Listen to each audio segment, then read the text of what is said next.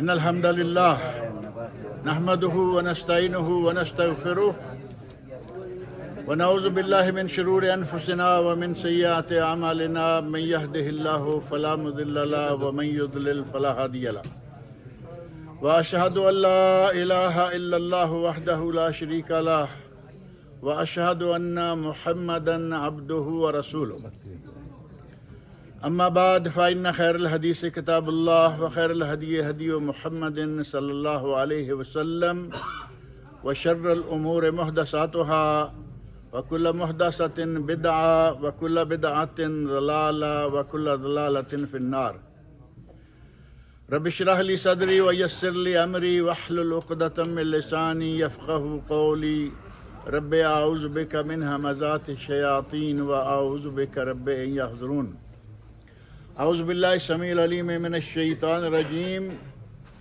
كلوا واشربوا حتى يتبين لكم الخيط الأبيض من الخيط الأسود من الفجر ثم أتموا الصيام إلى الليل۔ اللہ رب العزت کا بہت بڑا احسان ہے کہ اس نے ہمیں رمضان المبارک کے روزے رکھنے کی توفیق عطا فرمائی ہے۔ اللہ تعالیٰ باقی سارے روزے رکھنے کی بھی توفیق عطا فرمائے اور اللہ تعالیٰ سب کے روزے قبول بھی فرمائے۔ ہمارے یہاں جوان، تندرست و توانا اور ہٹے کٹے لوگ بھی روزہ نہیں رکھتے۔ یہ آپ بھی جانتے ہیں، ہم بھی جانتے ہیں کہ کون کون رکھ رہا ہے، کہاں کہاں چھوڑ رہے ہیں۔ حتیٰ کہ یہاں تک دیکھا گیا کہ لوگ روزہ کھولنے کے لیے آتے ہیں، روزہ رکھا ہوا نہیں ہوتا۔ انشاءاللہ آپ میں سے ایسا کوئی نہیں ہوگا، لیکن چونکہ یہ سلسلہ بڑا پرانا ہمارے سامنے چل رہا ہے، ہمارے دین اسلام میں اس روزے کی اتنی اہمیت ہے کہ آج ہٹا کٹا آدمی روزہ نہیں رکھتا، جبکہ صحابہ کرام رضی اللہ عنہم اپنے چھوٹے چھوٹے بچوں کو روزے رکھوایا کرتے تھے، چھوٹے بچوں کو۔ حضرت ربیع رضی اللہ عنہا ایک صحابیہ ہیں، نبی اکرم صلی اللہ علیہ وسلم کی صحابی۔ وہ کہتی ہیں کہ جب رمضان ابھی فرض روزے نہیں ہوئے تھے تو اس وقت محرم کا جو 10 محرم کا روزہ ہے وہ رکھا جایا کرتا تھا۔ نبی صلی اللہ علیہ وسلم نے دن کے وقت اعلان کیا کہ جس نے روزہ رکھا ہوا ہے ٹھیک ہے، اور جس نے روزہ نہیں رکھا وہ آئندہ روزہ رکھے اس دن کا، اور آج ظاہر ہے کہ لوگوں کے سامنے کھائے پیے نہیں۔ یہ اس وقت تک رمضان کا روزہ ابھی فرض نہیں، صرف ایک روزہ ہے۔ اور حضرت ربیع رضی اللہ عنہ فرماتی ہیں کہ جب نبی صلی اللہ علیہ وسلم نے یہ اعلان فرمایا تو اس کے بعد کننا نصوم، ہم روزہ رکھتے تھے، وَنُصَوِّمُ صِبْيَانَنَا، اور اپنے بچوں کو بھی روزہ رکھواتے تھے۔ اب بچے کس عمر کے ہوتے تھے جن کو روزہ رکھواتے تھے؟ آج تو آپ دیکھیں گے کہ بچہ جو ہے وہ 12-15 سال کا ہے، بلکہ کئی بچے اس سے بڑے کالج کے اسٹوڈنٹ ہیں، وہ تو 12 کے سال کے نہیں ہوں گے نا۔ کالج تو شروع ہوتا ہے 12 سے جا کے۔ کالج کے اسٹوڈنٹ ہیں اور ماں باپ اتنی لاپرواہی کرتے ہیں کہ وہ کہیں گے کہ بیٹا آج روزہ نہ رکھو، تمہارے اگزام ہیں، تمہارے امتحان ہیں، تم روزہ نہ رکھو۔ حضرت ربیع رضی اللہ عنہ فرماتی ہیں کہ ہم اپنے بچوں کو روزہ رکھواتے، اور وہ بچے اس عمر کے ہوتے تھے کہ وہ عصر کی نماز کے بعد رونا شروع ہو جاتے بھوک سے۔ عصر کی نماز کے بعد بھوک سے رونا شروع ہو جاتے، اور ہم انہیں روئی کے کھلونے بنا، یہ دروازہ اگر بند ہو سکتا ہے تو بند کر دیں،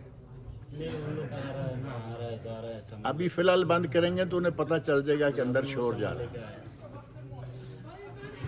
حضرت ربیع رضی اللہ عنہ فرماتی ہیں کہ بچے عصر کے بعد رونا شروع ہو جاتے اور ہم انہیں کھلونے بنا کے دے دیتے۔ اس وقت ظاہر ہے کہ یہ پلاسٹک کا سسٹم اور یہ لوہے کے اور یہ وہ کھلونے نہیں تھے۔ کہتی ہیں کہ ہم انہیں اون کے کھلونے بنا کے دے دیتے، اور وہ کھلونا لے کر بچہ تھوڑی دیر کے لیے کھیلتا۔ عصر کے بعد وقت کتنا ہوتا ہے، اسی طرح اس کا دل بہلا دیتے، اور وہ اس کا دل بہلا دیتے اور وہ روزہ مکمل کر لیتا۔ اب آپ اندازہ کریں کہ بچہ کس عمر کا ہوگا جس عمر کا بچہ عصر کے بعد رونے لگے۔ 8-7 سال کا بچہ تو نہیں روئے گا، لازمی بات ہے کہ مانگ لے گا، روئے گا نہیں، روئے گا 4-5 سال کا بچہ۔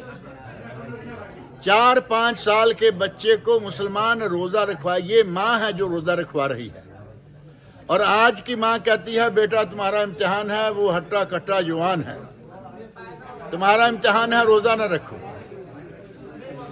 اور ہم نے ایسے لوگوں کو دیکھا ہے، ایسی جگہوں پہ درس ایسا ہی ہوتا ہے، اگر آپ میری طرف توجہ رکھیں تو کوئی بات نہیں، وہ اپنا کام کرتے رہیں۔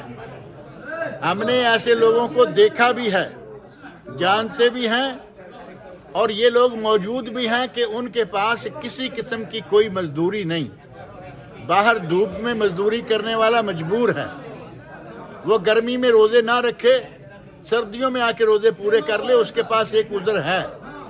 ایک آدمی کے پاس گھر میں ایئر کنڈیشن، گاڑی میں ایئر کنڈیشن، اگر وہ مسجد جانے والا ہے، جاتے تو ایسے لوگ نہیں ہیں جو روزہ نہیں رکھتا، وہ مسجد میں کیا لینے جائے گا؟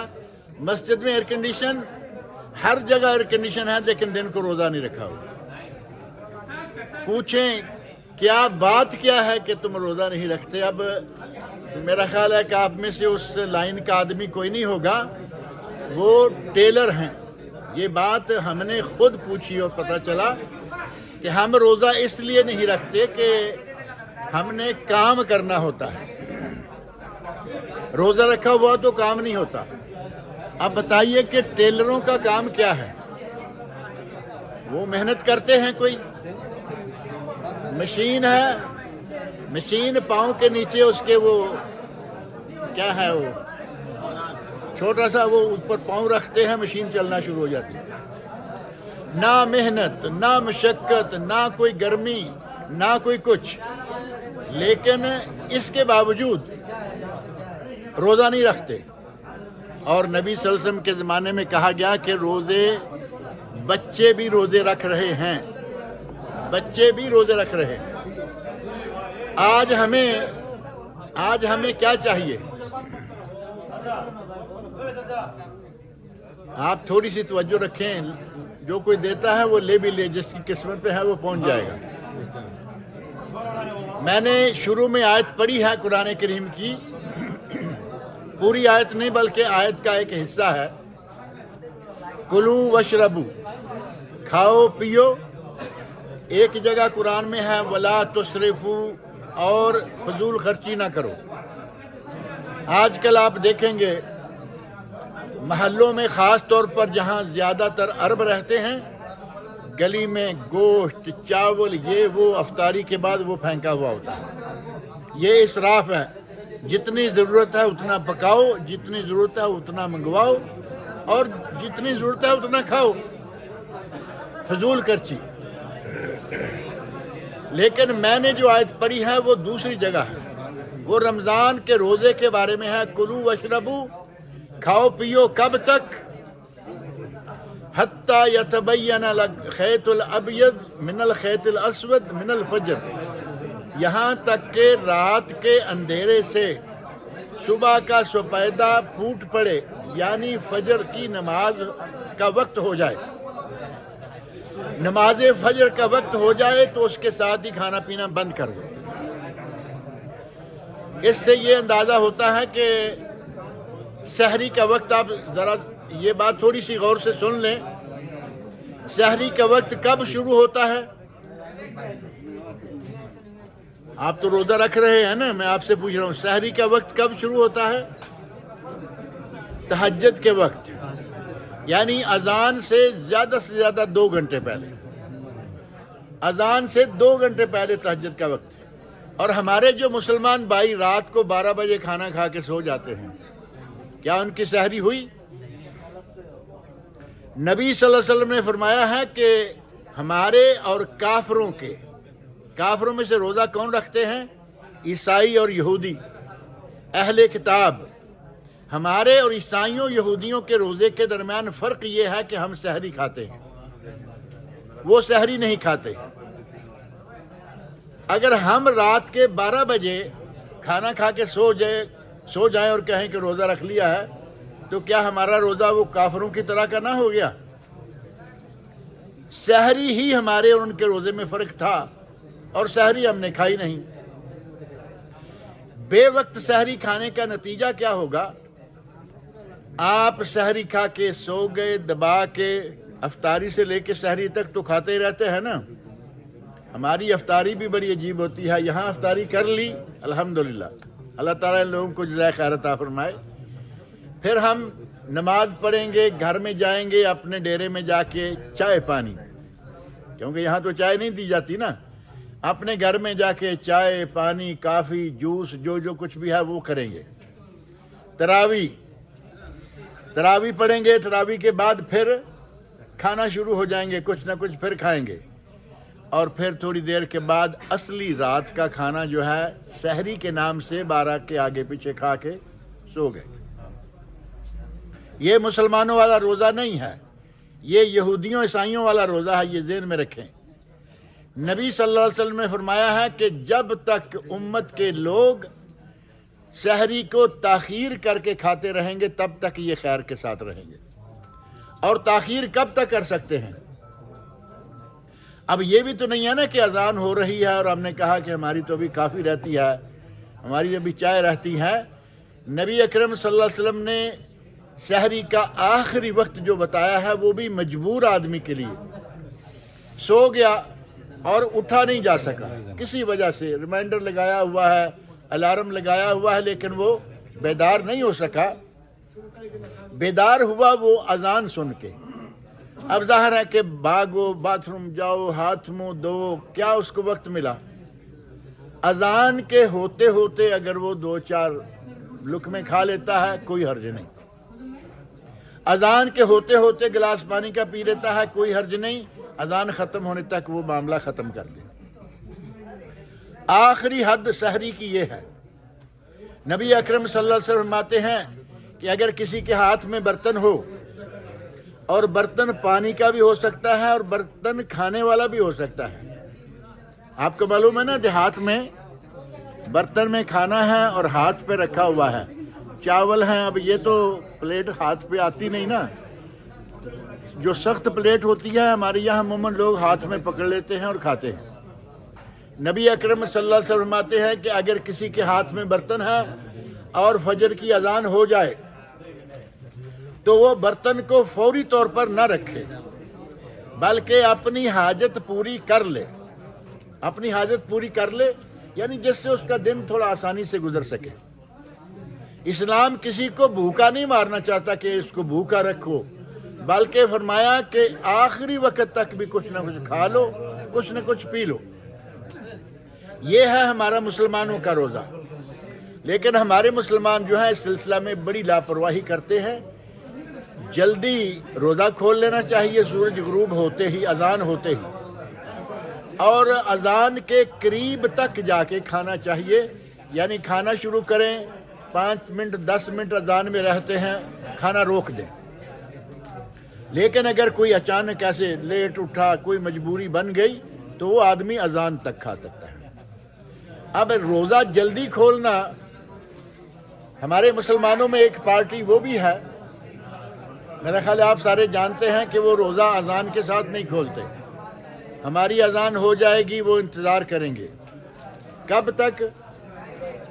جب تک رات نہ ہو جائے اور جب تک ستارے نظر نہ آنے لگیں۔ معلوم ہے وہ پارٹی کون ہے؟ ہاں جی، نہیں معلوم یہ کون لوگ ہیں جو اتنی دیر کے بعد روزہ کھولتے ہیں؟ یار ہمارے پاس خطیف ہے بھرا ہوا ان لوگوں کا۔ شیعہ لوگ جلدی روزہ نہیں کھولتے، لیٹ کرتے ہیں، ستارے نظر آنے لگیں۔ نبی اکرم صلی اللہ علیہ وسلم نے فرمایا کہ ادھر سے سورج طلوع ہوا، دن چڑھ گیا، ادھر سے سورج غروب ہوا، رات ہو گئی، اور رات کے ساتھ ہی، رات ہوتے ہی روزہ کھول لینا فرض ہے۔ میں نے جو آیت پڑھی ہے اس میں ہے کہ کھاؤ پیو جب تک کہ تمہارے لیے فجر کی اذان نہ ہو جائے، اور آگے کیا ہے؟ ثُمَّ أَتِمُّ الصِّيَامَ إِلَى اللَّيْلِ، اور پھر رات ہونے تک اپنے روزے کو مکمل کرو، یعنی کھانا پینا سب ختم رکھو۔ اگر سورج کے غروب ہوتے ہی رات ہو جاتی ہے تو یہ کس چیز کا انتظار کرتے ہیں؟ اگر بلا وجہ کوئی مسلمان اپنا روزہ کھولنے میں تاخیر کرے بلا وجہ تو اس کا روزہ نہیں ہے، یا یوں سمجھیں کہ اس کا یہودیوں عیسائیوں والا روزہ ہو جائے گا۔ اور اگر کوئی وقت سے پہلے کھول لے، ابھی یہاں تو اذان ہو رہی ہے، ہمیں معلوم ہے کہ اذان ہوگی، بعض لوگ تھوڑی سی لاپرواہی کرتے ہیں، 1 منٹ زیادہ سے زیادہ فرق پڑتا ہے، موبائل میں اذان ہوئی بحرین کی، فوری طور پہ بسم اللہ، غلط ہے۔ بحرین کا اور ہمارا 1 منٹ کا فرق ہے، آپ کو معلوم ہوگا۔ جب ہمارے پاس جو بھی مسجد ہے اس میں اذان ہو تب روزہ کھولیں۔ پچھلی مرتبہ بھی ایسے ہوا، اذان یہ موبائل سے اذان آئی تو کئی لوگوں نے کھجور سیدھی کر لی۔ روزہ کھولنے میں احتیاط کریں، روزہ رکھنے میں احتیاط کریں۔ ایک آدمی پورا دن بھوکا اور پیاسا رہے، پورا دن زبان پہ کنٹرول رکھے، پورا دن آنکھوں پر کنٹرول رکھے، پورا دن کانوں پر کنٹرول رکھے، پورا دن پیٹ پر کنٹرول رکھے، پورا دن شرمگاہ پر کنٹرول رکھے، دل و دماغ پر کنٹرول رکھے کہ میرا روزہ ہے، اور ذرا سی لاپرواہی کر کے وہ اپنا روزہ برباد کر لے۔ نبی اکرم صلی اللہ علیہ وسلم ارشاد فرماتے ہیں کہ میرے پاس 2 آدمی آئے، میں سویا ہوا تھا اور میرے پاس 2 آدمی آئے، انہوں نے مجھے کہا کہ چلیے، میں ان کے ساتھ چل دیا۔ اور یہ 2 آدمی کون تھے؟ اللہ رب العزت کی طرف سے بھیجے ہوئے فرشتے تھے وہ لوگ، کیونکہ نبی صلی اللہ علیہ وسلم کے ساتھ معراج کے موقع پر بھی ایسا ہوا، اور اللہ رب العزت مسجد اقصی اور پھر آسمانوں تک لے گئے۔ اس مرتبہ فرماتے ہیں کہ انہوں نے کہا چلیے، میں چل دیا، اور ایک پہاڑ کے پاس لے کے گئے، وہاں اوپر چڑھنا ہے۔ میں نے کہا کہ میں تو نہیں چڑھ سکتا، انہوں نے کہا ہم آپ کو چڑھا لیں گے۔ اب فرشتے ساتھ ہیں، آسمانوں پہ لے جانے والی طاقت اللہ رب العزت کی ہے، کہا کہ آپ چلیں، ہم چڑھا لیں گے۔ اوپر لے کے گئے، وہاں مختلف قسم کے لوگوں کو دیکھا، یعنی اللہ رب العزت نے دکھانا ہے کہ لوگوں کو عذاب کیسے دیا جاتا ہے، اور وہ پہاڑ کہاں ہے وہ اللہ رب العزت بہتر جانتے ہیں۔ وہاں دیکھا کہ کسی کو کوئی عذاب ہو رہا ہے، کسی کو کوئی عذاب ہو رہا ہے، کسی کو کوئی عذاب ہو رہا ہے۔ ہمارے آج کے موضوع کے ساتھ تعلق رکھنے والا ایک گروہ وہ ہے کہ آپ کہتے ہیں کہ ان کی یہ باچھیں، یہ جو ہے نا، یہ ایسے چیری ہوئی ہیں، کاٹی ہوئی ہیں، ان کو کاٹا ہوا ہے اور ان کا باچھوں سے خون بہہ رہا ہے، ذرا سی کٹ جائے تو خون بہنا شروع ہو جائے گا، اور اگر دونوں باچھیں پھٹ جائیں یا کسی چیز کے ساتھ ان کو کاٹ دیا جائے تو ظاہر ہے کہ خون بہے گا۔ آپ تھوڑا سن لیں یا ہمیں منع کر دیں، ہم آرام سے بیٹھ جاتے ہیں۔ باچھیں چیری ہوئی ہیں اور ان کو الٹا لٹکایا ہوا ہے، باچھیں چیری ہوئی ہیں، ان کو الٹا لٹکایا ہوا ہے۔ نبی اکرم صلی اللہ علیہ وسلم نے پوچھا کہ یہ کون لوگ ہیں؟ سب کے بارے میں پوچھا، لیکن ان کی باری آئی تو پوچھا یہ کون لوگ ہیں؟ تو نبی اکرم صلی اللہ علیہ وسلم نے ارشاد فرمایا یہ وہ لوگ ہیں الذین یفطرون قبل تحلۃ صیامہم، یہ وہ لوگ ہیں جو ان کے روزے کا وقت ہونے سے پہلے روزہ کھول لیتے ہیں۔ اب آپ اندازہ کریں کہ روزے کا اصل وقت ہونے سے پہلے کوئی جان بوجھ کر روزہ کھول لیتا ہے، بھوک لگی ہوئی ہے، لیٹ ہو رہی ہے، اس کا روزہ تباہ، اور آخرت میں اس کو عذاب بھی ہونے والا ہے۔ غلط فہمی سے کبھی کبھی ایسا ہو جاتا ہے۔ نبی اکرم صلی اللہ علیہ وسلم کے زمانے میں کچھ ابر ایسا تھا کہ بادل تھے، غبار آلود تھا، مطلب سورج نظر نہیں آیا، ڈوبا یا نہیں ڈوبا، روزہ کھول دیا گیا، اور تھوڑی دیر کے بعد سورج نکل آیا، وہیں فوری طور پہ لوگوں کو روزہ روک لیا۔ پھر چونکہ یہ زیادہ وقت تو ہوتا نہیں، سورج نظر آ گیا، روزہ کھولنا لوگوں نے بند کر دیا، پھر روزہ کھولنے کا اصل وقت آ گیا۔ ایسا ہی واقعہ حضرت عمر فاروق کے زمانے میں بھی آیا کہ سورج ایک مرتبہ ڈوبا ہوا نظر آیا، لوگوں نے روزہ کھول لیا، بعد میں سورج نظر آ گیا۔ اگر اس طرح غلطی سے کوئی کھول لیتا ہے تو یہ غلطی ہے، اس میں انشاءاللہ کوئی گناہ نہیں، حتیٰ کہ حضرت عمر فاروق نے کہا کہ ہم نے کوئی جان بوجھ کر یہ نہیں کیا، ہم اس روزے کی جگہ روزہ بھی نہیں رکھیں گے، یعنی ہم قضا نہیں کریں گے، ہمارا روزہ پورا ہے۔ اگر کہیں غلط فہمی سے ایسا ہو جائے تو کوئی بات نہیں، لیکن جان بوجھ کر روزے کے وقت سے پہلے روزہ نہ کھولیں اور سحری آدھی رات کو کھا کے نہ سو جائیں۔ آدھی رات کو سحری کھا کے سو جانے کے کئی ایک نقصانات ہیں، ان میں سے ایک نقصان جو بہت بڑا نقصان ہے وہ یہ ہے کہ آدمی جب پیٹ بھر کے سو جائے تو پھر اس کی آنکھ نہیں آسانی سے کھلتی۔ کیا ہوگا؟ یا تو باجماعت نماز کا وقت گزر گیا، پہلا کام، اور یہ بھی بہت بڑا ہے۔